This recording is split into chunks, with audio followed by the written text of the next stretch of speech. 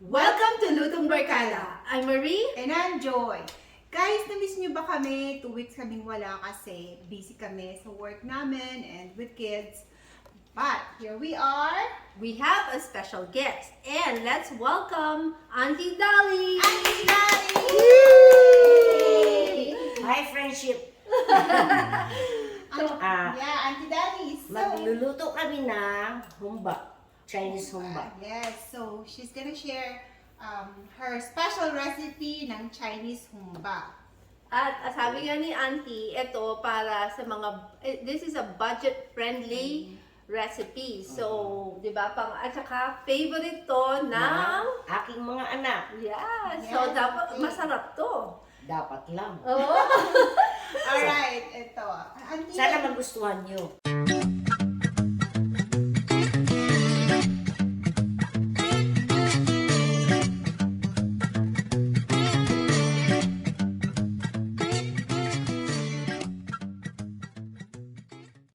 So guys, papakita ni Auntie Dolly paano i-marinate ang ating humba. Take it Chinese away. humba.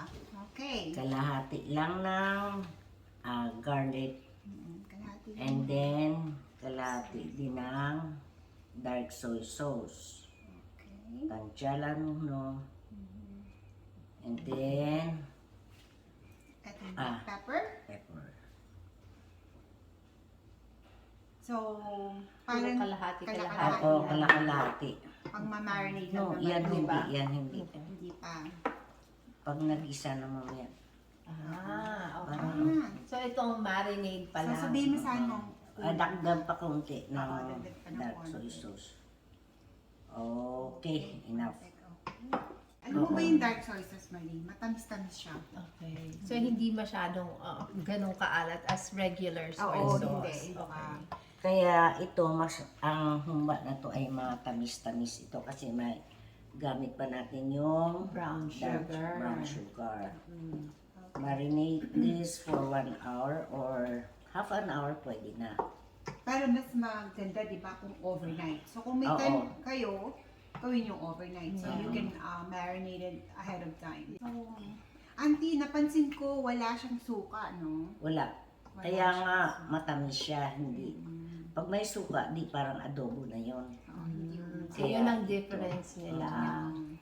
So, hindi kayo naglalagay pala ng oyster sauce. Kasi nakita kong ibang humba may Sa oyster ngayon na sauce. lang yan, kasi ang authentic talaga na Chinese humba, walang ginagamit na oyster sauce. Lately na lang yan. Oo. Mga matatanda noon na mga Chinese, hindi sila gumagamit, kundi soy sauce lang. Soy sauce lang.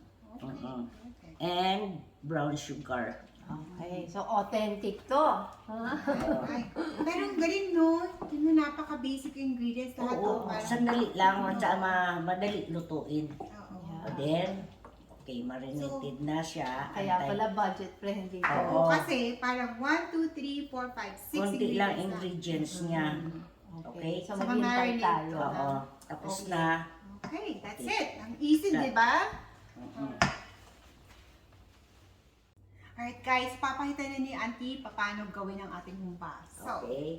Na-preheat na ang pan. So, lagay natin konti oil, garlic, yung kalahati ng Kalahati. garlic na pinang... at Ayan. so adjust natin Adjust mo lang. medium lang. Medium fire. And then, Sugar. no, tawyo. Soyo. Oh, yun, dark soy sauce natin. Dark soy Oh, sauce. dark soy sauce! Oh, oops! Natalsik. Ganon talaga pag nagluluto, tumatalsik. Kaya Wala pala masanay pang ka. sibuyas pati, no? Wala. And then, dark sugar. Sugar. Ang galing ah, okay. So kami ngayon, nanonood lang kami ngayon ni Marie. Hindi kami Ito, nagluluto. lagay mo konti tubig, pwede. Ito, lagay ko lang.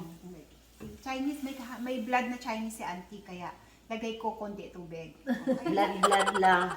Ay, sorry minsan bulol lang. Pero Chinese? Tagalog, Konti Filipino na talaga to? ako. Oo, pwede na yun. Oo. Yan. Kasi sayang. Natin sayang. Para lang makuha yung konting natira.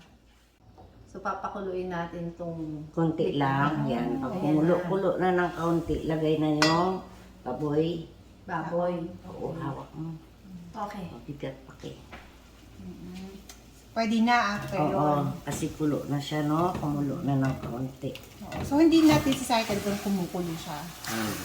Okay, so a little bit high to medium to high.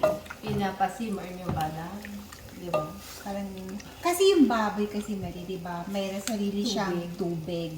Kaya hindi tayo maglalagay ng maraming tubig. O, Ate, kunti diba? lang. Ay, ano, yun lang ang parang pinang-ano lang natin. Oo. Tapos, mamaya, pag kunting kulo naman, isimmer na natin para mas mabilis lumambot.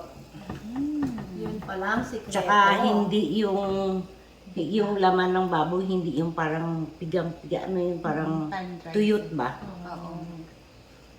So, yun ba ang sikreto, Auntie? Para lumambot ang meat nyo. Oo. At tsaka, parang juicy. Yung moist siya sa loob. Kaya may Okay, maraming now, recipe na Chinese recipe si Auntie. Kasi nga, mahilig siyang kumain. mahilig kumain ng pamilya. Ay, nakalimutan to. Ang star anise. Star yung anise. saad na pati yung star anise. And another Yung para dahon, natira. pepper na natira. Wow. Ganda. Yun na yun. Yun Kompleto na na yun, ang napakadali, ingredients. no? Tapos napakaluan na lang. Wow, that's really, Makakatipid recipe. makakatipid pa kayo sa budget nyo. Alright, so mga ilang minuto natin siyang So, ilo-low para- fire na I-low fire na natin para lumambot ang para baboy. for mga 1 hour or depende mamaya. Oo. Matagal-tagal So, try muna lang. natin. Mga siguro try Tingnan natin natin. ng 30 minutes to an hour. Pero, Oo, simmer tingnan lang natin, talaga in a simmer low lang. fire.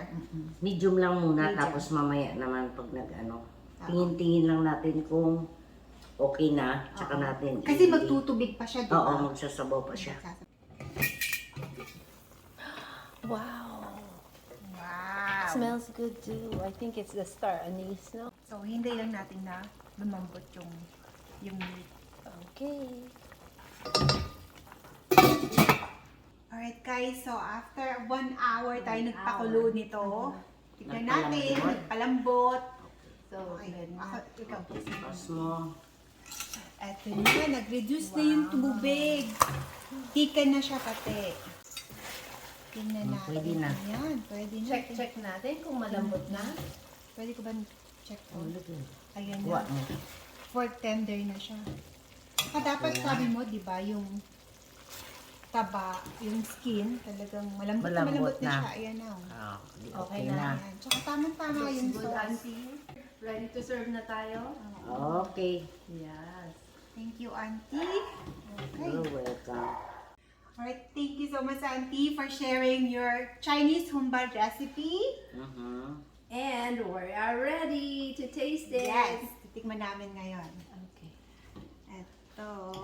Oh, and then small part. Nakamainit pa. At Sige. saka napakalambot niya. Tingnan Oh, mo. Oo yeah. nga, ang lambot nga niya. Lambot.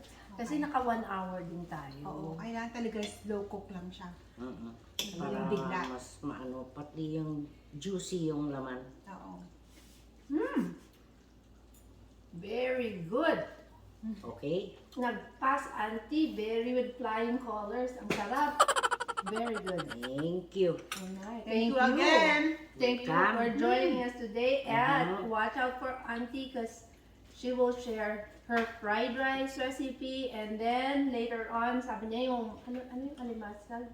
Crab with oyster sauce. Crab with Oh my oyster God, sauce. guys, watch out for that. Ang sarap talaga nun. Wow!